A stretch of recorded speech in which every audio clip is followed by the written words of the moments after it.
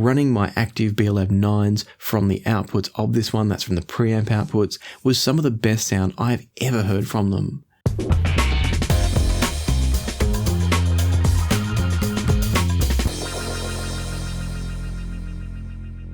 Hey folks, and welcome to another Passion for Sound audio review. Today we're taking a look at a fairly unique product that many of you won't have heard of before, and that's the Copland DAC215. Copland are a Danish company that make integrated amps, power amps, tube-based amps, etc. And then in their range, they've got this kind of strange outlier in the DAC215 here. It's a DAC, it's a preamp, and it's a headphone amp, and it's got a couple of tubes in the signal path if you're using it as a preamp and a headphone amp. So it's kind of an unusual one. I really like the look of it. When I was offered a chance to take a listen to it, I thought, why not? This could be fantastic. But with a price tag of 1,680 euros or about $1,800 US, it was one that absolutely had to stack up in terms of value for money.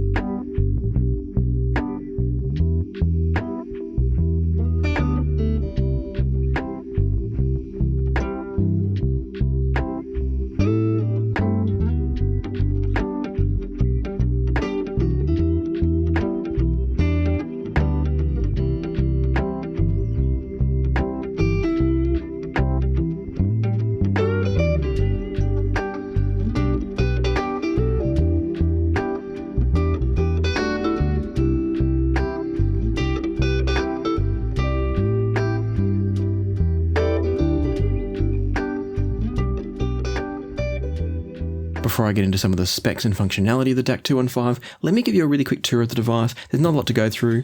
On the front here, we've got a headphone socket down the bottom. We've got a switch there that's going to turn on the preamp or the headphone amp stage, as opposed to just having it running as a DAC. And so how this works is that when it's in the off position, this runs as just a DAC, feeding an output through the rear RCA sockets that I'll show you in a moment. And then when you switch it on, it's going to engage the tubes into the analog circuit.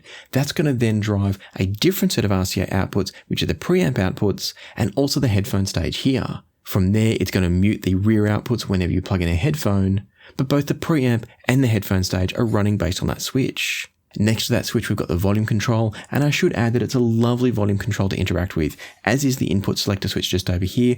Both of them are really nice, tactile feeling switches with a nicely designed control knob. In between the two control knobs, we've got an indicator light system for the different sample rates being used. And then we've got the input selector switch. You've got lots of different inputs. I'll talk about those when we look at the back, and also a power switch.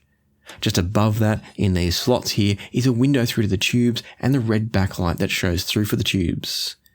It gives the DAC a lovely kind of warm glow. That's not trying to mimic tube glow. It's truly red. It's not orange. And I quite like the look of it, particularly when the DAC is this black version here. The DAC215 is available in silver. I haven't seen it in the flesh in silver, but the black really works with that red rear light. Now, if you don't like the light, you can get inside here and switch it off if you want to. And when we're talking about getting inside for the light, it's also worth mentioning that the DAC215 runs a pair of 6DJ8 equivalent or E88cc tubes, and they're easily enough rolled by just unscrewing the two screws on the bottom here, and then the whole central section of the DAC just slides through the chassis. And so what that means is that you can very easily tube roll should you want to. But having said that, I think they've done a great job of tuning it with the included tubes, as we'll talk about a bit later. That doesn't mean it's a perfect DAC, and we'll talk about that too. But I do think the tubes they've chosen are a good match for the setup of the system. If we quickly turn around to the back of the device now, and on the back we've got obviously a power input, as you'd expect. We've then got USB, a pair of optical inputs, a coaxial input for split-off inputs, and then we've got our various outputs. And specifically, you've got a pair of preamp RCA outputs and a pair of DAC RCA outputs. Oh, and I should mention, there's also an RCA line input. So you can run this as a preamp or a headphone amp from an external DAC. I'll talk about that shortly as well. Or you can just take your various lines out and use it as essentially an all-in-one. And so let's now talk about what's going on inside the DAC215, because it's basically got old technology in it, but it's been done in such a way that I think it's quite effective. What I mean by using old technology is obviously it's a tube-based design, so that's automatically making it a more vintage style approach compared to some of the, what you'd call cutting-edge solid-state designs. But on top of that, it's also running an old DAC chip in the ES9018 chip.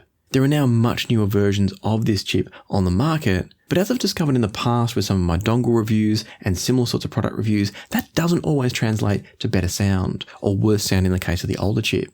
As is often the case, how well the chip is integrated into the overall circuit design, the power supply stage, the analog output stage, all of those things can play into a much better sounding DAC, even if it's using an older chip. And so that was the question for me, could they use this old chip and some great design to give us a fantastic performing device? The good news is that despite using some older designs, this is a fully DSD capable DAC, and so it's going to handle PCM up to 384 kHz and DSD up to 128. In addition to that, it's worth mentioning that the output power for headphones is 8.5 volts RMS. There's no quoted figures for different impedance levels and power outputs, so I don't know exactly how it goes with current, but what I can tell you is that even with moderately difficult planers like the Headphone HE400 SE, this is handling no problems at all, plenty of volume, and no audible signs of distortion or harshness in the sound. I'm not for a second suggesting that you're going to run Susvaras off this, but with all of the headphones on the market that aren't crazy difficult to drive, you're going to have no problems at all. And so with all that said, let's start talking about the sound quality of the DAC215. If you're trying to work out what piece of gear you should buy next, then the Passion for Sounds Recommends database might be helpful for you. In the description box of every single video, just down here, you'll find the Passion for Sounds Recommends section. If you click on this link, it'll take you through to the Passion for Sounds Recommends Airtable database. What you'll see in here is every single product that I've ever reviewed and recommend, in some cases products that I own but maybe haven't reviewed but recommend. And then once you're in here, you can use the filter button up here to decide to filter by things like whether or not the product type is for a headphone, for example. So maybe you're looking for a headphone. Filter it by that and you can now see every headphone I recommend. You can sort it by price, which is the default sorting, or any other sorting method that you want. And then once you've got the list of products you're looking for, you've got the links to the reviews of the products, and then also purchasing links for global retailers and also regional retailers for the US, Australia, Canada, and the UK. So feel free to play around with this, sort it, filter it however you want to. It won't affect what anybody else sees, and you can hopefully find just the right products for you. I hope this is helpful, and now let's get back to the review. The first things I'd say, just talking about this in pure isolation, are that I think it's got a really, really lovely sound to it. Whether it stacks up against some more expensive competition, or in some cases some cheaper competition, that's a whole nother question. But let's start talking about it on its own. The sound this delivers is smooth and organic, but most importantly, it's focused. It's not some warm, flabby mess. It does a wonderful job of focusing the sound image and giving you a beautiful sense of the space and separation of instruments. It's got a very natural tonality, but a slightly smooth delivery. And I don't mean rolled off or smoothed off, I just mean that it's not aggressive. It's still got a good sense of attack and a good sense of clarity, but in a very smooth way. And in fact, when I tried the DAC215 running with a high quality external DAC like the Burson Composer 3XP, what I found was that even running a more cutting edge, dedicated DAC that hasn't got some of the other bits and pieces in it, like the headphone stage, etc., even running that feeding into the DAC215, I wasn't really able to get better performance out of it. It's possible that the DAC215 is maybe just a touch less resolving than something like Burson Composer 3XP. But at the same time, it's producing such a lovely three-dimensional sense of imaging that it's just a joy to listen to. On the other hand, when I did go over to the Composer 3XP, feeding into the DAC215, what I found was that it started to flatten out the soundstage and push it more left-right. Some people will love that because it is a bit wider in the soundstage, but I was losing a bit of depth that somehow they've extracted from the chip inside the DAC215. And so for me, unless you're going to a really high-level DAC, like say a Chord TT2, or you're going to a different sort of DAC, like maybe a Gustard R26 or a Schiit Yggdrasil OG, unless you're doing that sort of a change, I don't really see the point in running an external DAC with the DAC215. It's incredibly capable despite using an older chip. And I should add that even when I did run the TT2 into the DAC215, the increase in performance was only modest. Now that doesn't necessarily tell us that the DAC215 is getting close to the performance level of the TT2, so much as there's a level of bottlenecking going on within the performance of the DAC215, its analog stage, its preamp stage, etc. And so what that says is that if you're buying this, I think you should consider this as an all-in-one device. Don't think of this as a preamp and headphone amp to go with your external DAC so much. Make the most of it as a one-box solution because I think that's where it excels. And speaking of where it excels, the thing that I absolutely adore the DAC215 as is a preamp.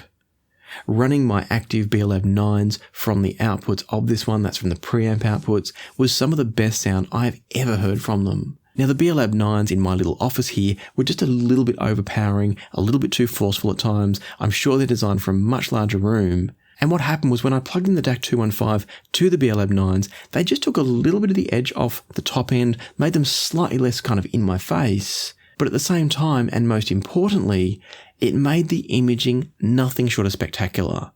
This DAC215 has a beautiful ability to focus the image, give it a sense of three-dimensionality and presence in space that's very, very hard to match. When I tried the DAC215 feeding as a preamp into the Enlium AMP23R and driving the Harbath P3 ESR XDs, that's a pair of nearfield monitors for those not familiar with them, so running it as a preamp in a 2-channel speaker setup, what I was once again hearing was a soundstage that got a bit deeper, a bit more focused, but it is worth noting that compared to something like the TT2 feeding direct into the Enlium, I did feel like there was just a little bit of a loss of texture and clarity compared to if I fed the TT2 direct, and so it was a bit of a trade-off. And what that says to me is that if you've got a system that's quite aggressive, quite analytical, and you're looking just to give it a slight touch of smoothness without sacrificing the qualities of imaging, staging, and focus, the DAC215 could be just what you need. And that means that you could be running this as a DAC and preamp feeding into it, or this is the one time that you might find a benefit running an external high-quality DAC into this one to give it that little bit of tube quality and then running it as a preamp out to your speaker amp. And to put that a little bit more into context, I think what I'd say about the DAC215 is that when I added it as a preamp to systems that I was trying, it consistently made it a more relaxed and enjoyable listen. It did at times rob just a little tiny bit of micro detail and resolution from the system, and we're talking compared to something like the TT2, which is incredibly resolving, so you did lose just that tiny 2 or 3% of the last final bits of detail. But as the trade-off, it was just such a natural, easy, and organic listening experience. And so it's really going to come down to what you're looking for. As I said, if you've got a system that needs just a little bit of the edge taken off and you want a really focused, clean, sharp image, the DAC215 is amazing. And the good news is that all of that carries over to its headphone performance as well, where you once again get that lovely sense of image and focus in the soundstage. It's again not the most detailed sound you're ever going to get, but it's also not bad. And so the final thing that I wanted to test before I close this off was to think about if you were to buy this, let's say you're buying this as an all-in-one to drive your headphones, but let's say you also want to get yourself a really high-quality headphone amp to feed this into for those times that you maybe want more power, more detail, etc. I wanted to try this running as a DAC into a really high-quality headphone amp and compare it to another, maybe cheaper DAC. And I happened to have still here at the time the Gustard R26, and so I compared both where I was running the Gustard R26 with its balanced outputs into the Burst & Soloist GT, and then running the DAC215 with its RCA outputs also into the Burst & Soloist GT. Listening to There Is Always Love by Doug MacLeod, and I heard two DACs that do sound quite different. The Copland running as a pure DAC was noticeably flatter in the soundstage, less three-dimensional overall. Keeping in mind this is a DAC only, so it's not using the tube stage. And the R26 was giving me a smoother sound, but with more nuance and more detail as well. It was just flat out better. Both the guitar and the vocals from this track sounded more real, more lifelike and more natural from the R26. And really what we're saying here is that if you strip away the tube stage of the DAC215, what you're getting is a fairly run-of-the-mill Sigma Delta DAC that's built using an off-the-shelf chip that's now a bit out of date. It's not to say that it's particularly bad, but for the price you're paying, I think you absolutely need to make the most of the tube stage in the DAC215. And so to continue that test, I then flipped over the RCA from the DAC output to the preamp output. It did mean that I was now kind of double volume controlling between the DAC215 and the Soloist GT, but in doing that, I started to hear some of the magic of the DAC215 come back. That said, it still couldn't quite capture the nuance and the richness of the R26, but the DAC215 now had that sense of presence and body in the sound that I was definitely missing from the DAC-only output. And I should mention, something else with the DAC-only output that I'm not a fan of on the 215 is the fact that when you engage the DAC only and you're not using the tube stage, the tubes are still being heated. And what that means, if you look inside the amplifier or the DAC when it's running in DAC-only mode, you can still see the orange glow from the tubes, not the red LED, but you can actually see the tubes glowing.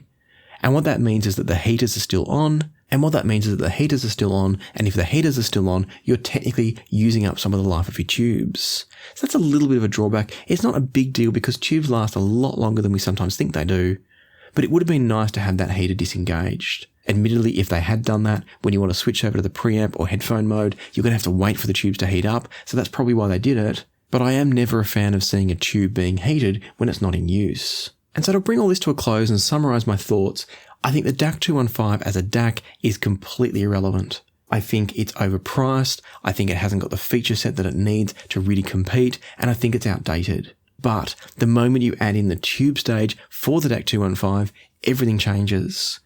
As an all-in-one headphone amp and preamp, I think it's really, really lovely.